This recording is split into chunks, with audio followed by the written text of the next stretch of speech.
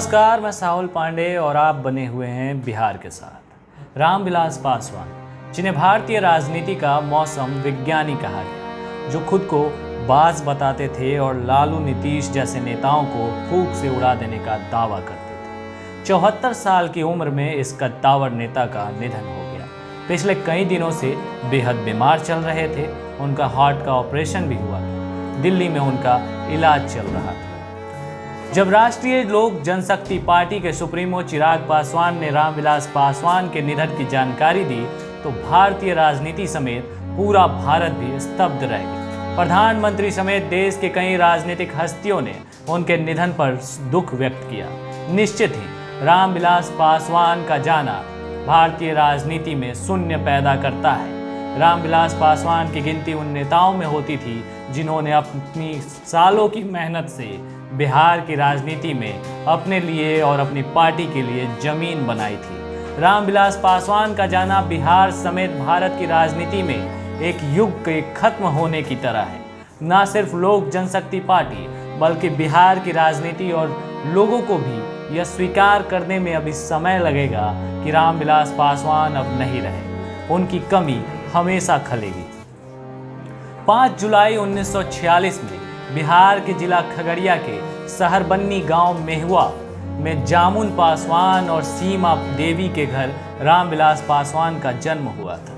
रीना पासवान से शादी से उन्हें 3 बच्चे हुए थे। राजनीतिक विरासत संभालने वाले चिराग इनमें से एक है। धरती गूंजे आसमान, रामविलास पासवान, ये वो नारा है जिसे आज आप भी अगर हाजीपुर और वैशाली में किसी भी क्षेत्र में जाकर लगाएंगे तो आपके पीछे इसे दोहराने वाला कोई ना कोई जरूर मिल जाएगा। जब भी रामविलास पासवान इस इलाके में कदम रखते थे तो यह नारा जरूर सुनाई देता था। 1989 में किसी कार्यकर्ता के मुंह से निकला यह नारा पासवान के साथ बिहार में काफ़ी पॉपुलर हो गया। रामविलास के राजनीतिक हैसियत की अगर बात करें तो आप इसका अंदाज़ा इसी बात से लगा सकते हैं कि साल 2004 में सोनिया गांधी खुद उनसे मिलने पैदल यात्रा करके पहुंची थी। वो साल का पहला दिन था, 1 जनवरी का। सोनिया गांधी अपने 10 जनपद निवास से निकलती हैं। एसपीजी सुरक्षा के साथ गोल चक्कर पर पैदल चलते हुए 12 जनपद के गेट पर पहुंचती हैं। 12 जनपद यानी रामविलास पासवान का आवास। सोनिया की यह छोटी सी पदयात्रा समसामयिक राजनीतिक इतिहास में एक बड़ी घटना बनकर उभरी। सोनिया गांधी को इससे पहले दिल्ली की सड़कों पर टहलते शायद ही किसी ने देखा होगा।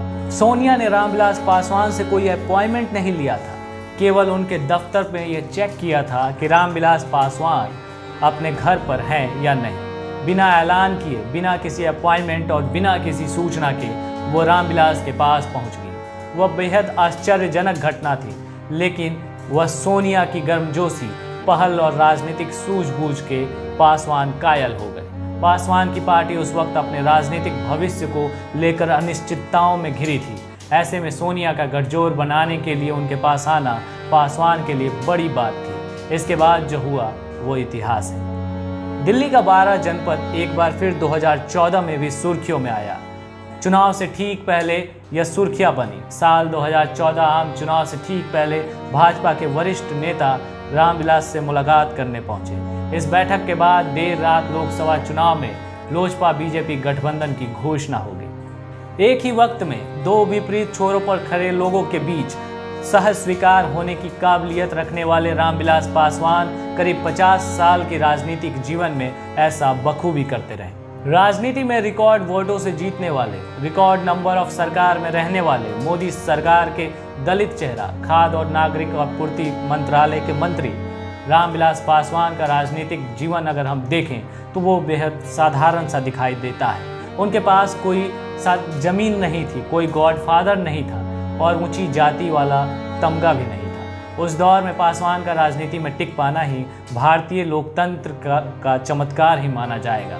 पासवान, जिन्होंने बुंदेलखंड यूनिवर्सिटी से एमए किया, फिर पटना यूनिवर्सिटी से एलएलबी किया। पासवान की प्रारंभिक जीवन की बात करें तो छात्र जीवन के बाद वे पटना विश्वविद्यालय पहुंच गए थे। पारा स्नातक तक की पढ़ाई की, बिहार पुलिस में नौकरी करने लगे, फिर नौकरी छोड़ दी। राजनीति के मैदान में उतरे रामविलास पासवान शुरू से राज नारायण और जयप्रकाश नारायण के फॉलोअर थे। उन्हें काफ़ी कुछ सीख कर वे आगे बढ़े।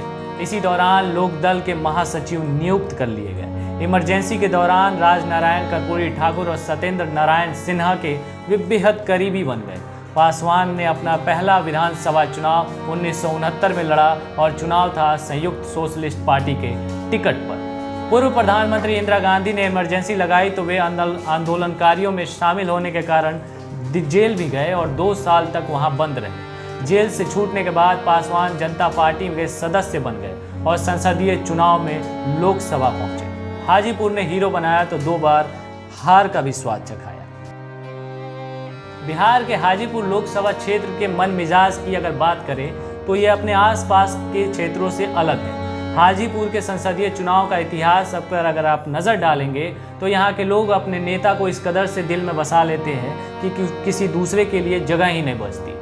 साल 1977 में रामविलास पासवान यहाँ से जीते थे और रिकॉर्ड वोट से जीते थे। 4.24 लाख वोटों से जीते थे और ये रिकॉर्ड ऐसा बना कि Guinness book of world record में उनका नाम दर्ज हो गया। लेकिन 1984 आते आते रामविलास पासवान को हाजीपुर ने हार का स्वाद भी चखा दिया।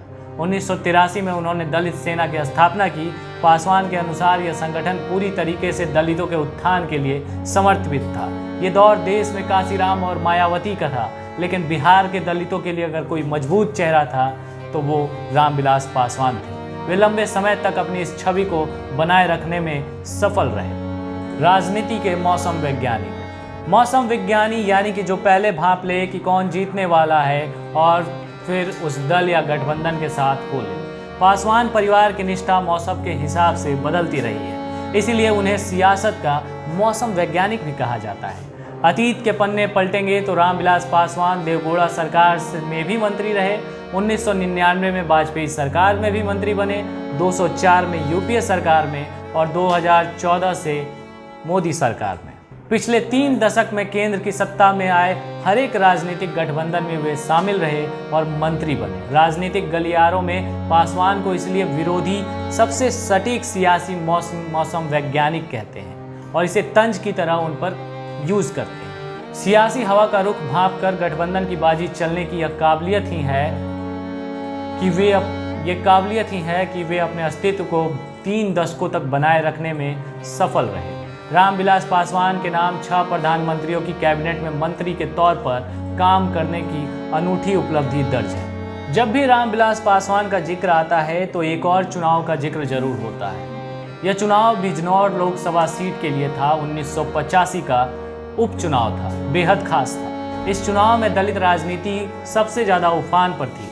पूरे उत्तर प्रदेश और बिहार में इसकी चर्चा थी। इस लोकसभा उपचुनाव का परिणाम चाहे जो रहा हो, लेकिन इसके उम्मीदवारों ने अपनी जीत के लिए जी तोड़ कोशिश की थी। 1985 के उपचुनाव के लिए एक महिला उम्मीदवार प्रचार के लिए साइकिल पर हर जगह घूम रही थी और लोगों से वोट मांग रही थी। ये महिला कोई और नहीं बल्कि मायावती थी।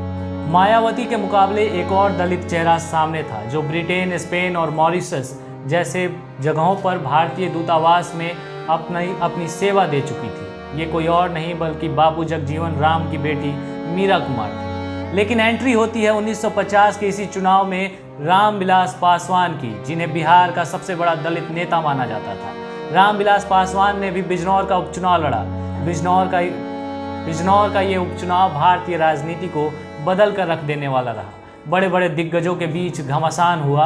कांग्रेस, लोकदल, मायावती के बीच त्रिकोणीय मुकाबले में मीरा कुमार भले ही जीत गई, लेकिन रामविलास पासवान ने इस दौरान साबित कर दिया कि बीएसपी की मायावती उनके सामने दलित के नेता के रूप में कुछ भी नहीं है। रामविलास पासवान ने खुद को मायावती के मुकाबले मजबूत नेता साबित कर दिया। 2005 से 2009 रामविलास पासवान के लिए बिहार की राजनीति के हिसाब से मुश्किल का दौर था। 2005 में वे बिहार विधानसभा चुनाव में सरकार बनाने या लालू नीतीश की लड़ाई के बीच सत्ता की कुंजी होने का दावा करते रहे। फिर अल्पसंख्यक मुख्यमंत्री बनाने के बदले समर्थन की बात करते रहे रामविलास पासवान। लेकिन इसी बीच राज्यपाल बूटा सिंह ने दोबारा चुनाव की स्थिति बनाकर उनकी सारी राजनीति बिगाड़ दी।